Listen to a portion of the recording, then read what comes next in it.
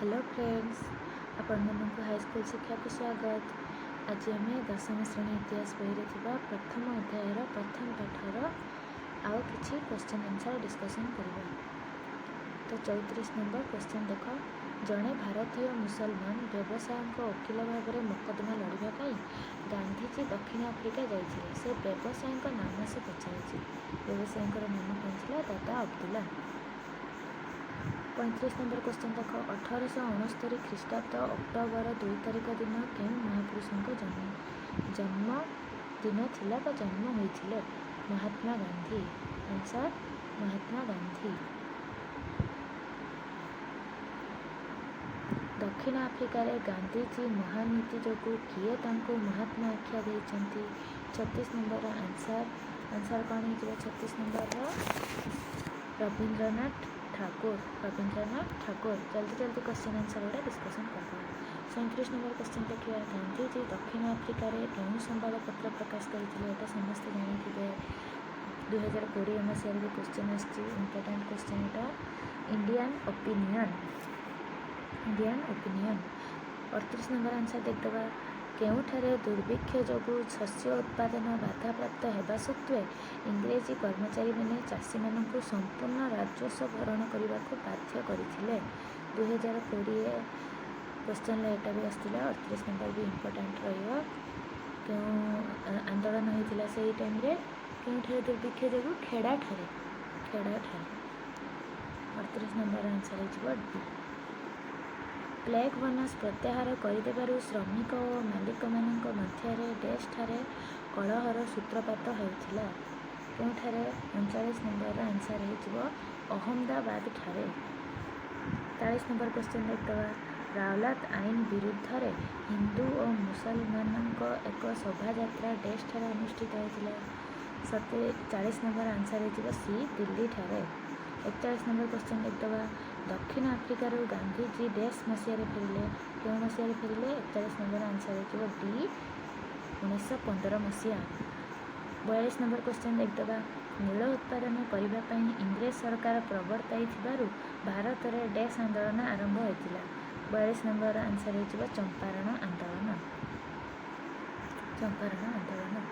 43 number question देखा, जालियानवाला हत्याकांड dash राज्य में संगठित होता? यहाँ समस्ते जानिछ, केउठारे होता संगठित?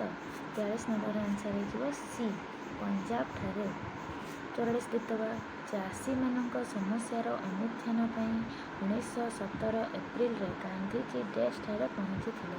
चाषी मानकर समस्यार अनुध्यान गांधीजी केउठारे पहुँची थे? मोतीहार ठारे। एटा भी इम्पोर्टेंट क्वेश्चन परीक्षा बारंबार आसे। 2020 मसीहा क्वेश्चन भी आसला। 45 नंबर क्वेश्चन देखा, इंडियन ओपिनियन संवादपत्र डैश प्रकाश करथिले? इंडियन ओपिनियन संवादपत्र किए प्रकाश करथिले? महात्मा गांधी। 45 नंबर आंसर हो सी महात्मा गांधी। 46 नंबर, खेड़ा आंदोलन सफलतार गभीर भाव प्रभावित हो डैश गांधीजी जन प्रधान अनुगामी होते? 2020 क्वेश्चन एटा भी आसीथिला। किए होते? 46 नंबर आंसर हो डी सरदार वल्लभ भाई पटेल। सरदार वल्लभ भाई पटेल। 47 नंबर क्वेश्चन देखा, यहाँ वेरी वेरी इंपोर्टेंट। गांधीजी राजनैतिक गुरु किए थे? गांधीजी राजनैतिक गुरु थे किए थे कह? 47 नंबर है गोपाल कृष्ण गोखले। 48 नंबर देखा, महात्मा गांधी डैश ठारे जन्मग्रहण करते? समस्ते जानी महात्मा गांधी पोरबंदर ठारे जन्मग्रहण करते। 49 नंबर क्वेश्चन, जड़े भारतीय मुसलमान व्यवसायी वकिल रूपे एक मोकदमा लड़ाई गांधीजी दक्षिण आफ्रिका जाइए? से ही व्यवसायी नाम कौन थी? आम पढ़ी कहले कौन थी? 50 नंबर आंसर हो दादा अब्दुल्ला। 50 नंबर देखा, डैश मसीह गांधीजी प्रथम थर पर सत्याग्रह नामक अस्त्र दक्षिण आफ्रिका प्रचलन करते? क्यों मसीह प्रचलन करते? 50 नंबर आंसर हो सी 1906। 51 नंबर क्वेश्चन, गांधीजी को दक्षिण आफ्रिका डैश कारागार में बंदी कर रखा?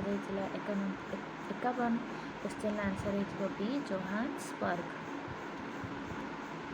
52 क्वेश्चन देखा, ଡେସ୍ ଗାନ୍ଧିଜୀଙ୍କ ସତ୍ୟାଗ୍ରହକୁ ବିରୋଧ କରିନଥିଲେ? କିଏ ଗାନ୍ଧିଜୀଙ୍କ ସତ୍ୟାଗ୍ରହକୁ ବିରୋଧ କରିନଥିଲେ? 52 କ୍ୱେଶ୍ଚନର ଆନ୍ସର ହେଇଯିବ ଜେ.ବି. କୃପାଲିନ। 52 ସି। 53 ନମ୍ବର କ୍ୱେଶ୍ଚନ ଦେଖିଦେବା। ସରକାରୀ ହିସାବ ଅନୁଯାୟୀ ଜାଲିଆନାବାଗ ହତ୍ୟାକାଣ୍ଡ ଡେସ୍ ଜଣଙ୍କର ମୃତ୍ୟୁ ହୋଇଥିଲା? 53 ନମ୍ବର ଆନ୍ସର ହେଇଯିବ ଡି 379 ଜଣଙ୍କର। 54 ନମ୍ବର କ୍ୱେଶ୍ଚନ ଦେଖିଦେବା। ନବଜୀବନ ପତ୍ରିକାର ସମ୍ପାଦକ କିଏ ଥିଲେ? କିଏ ଥିଲେ? ସେଇ ମହାତ୍ମା ଗାନ୍ଧୀ। 54 ନମ୍ବର ଆନ୍ସର ହେଇଯିବ ଡି 55। ଡେସ୍ ଆନ୍ଦୋଳନ ପ୍ରଥମେ ସଂଗଠିତ ହୋଇଥିଲା? କେଉଁ ଆନ୍ଦୋଳନ ପ୍ରଥମେ ହେଇଥିଲା? ସମସ୍ତେ ଜାଣିଥିବ ଏଇଟା। 55 ସି। ଚମ୍ପାରଣ ଆନ୍ଦୋଳନ। 56 ନମ୍ବର କ୍ୱେଶ୍ଚନ ଦେଖିଦେବା। ନିମ୍ନୋକ୍ତ ବ୍ୟକ୍ତିମାନଙ୍କ ମଧ୍ୟରୁ ଡେସ୍ ଗାନ୍ଧିଜୀଙ୍କ ସତ୍ୟାଗ୍ରହକୁ ବିରୋଧ କରିଥିଲେ? କିଏ ଗାନ୍ଧିଜୀଙ୍କର ସତ୍ୟାଗ୍ରହକୁ ବିରୋଧ କରିଥିଲେ?